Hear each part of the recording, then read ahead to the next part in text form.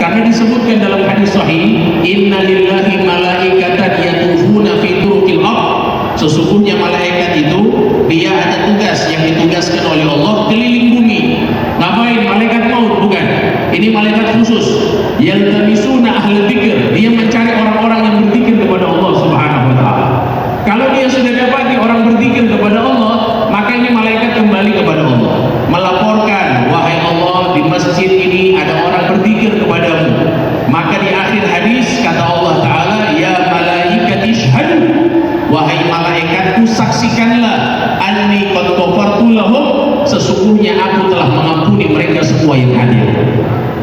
Itu janji dari Allah. Baik, ada malaikat yang lapor sama Allah, ya Allah, itu di Masjid Agung Baitur Rahim ada yang datang bukan niat zikir, niatnya bukan niat zikir, niatnya cuma ingin cari tahu ada acara apa di Masjid Agung Baitur Rahim. Ini malaikat lapor sama Allah. Jadi niatnya bukan zikir, bukan dengar tausiah, pokoknya niatnya cuma ingin cari tahu, atau karena ada hajat lain. Mereka yang datang hajat lain, ini malaikat lapor sama Allah. Tahu apa kata Allah? Kata Allah Ta'ala, humul qaum la yashqa bihim jalisuhum. Mereka juga yang datang bukan niat zikir, bukan niat mendengarkan tausiah, bukan niat untuk mengingat Allah, mereka juga diampuni oleh Allah Subhanahu wa taala. Jadi nggak ada sia-sianya hadirin. Kita yang hadir di tempat ini, insya Allah paling minimal dosa-dosa kita diampuni oleh Allah Subhanahu wa taala.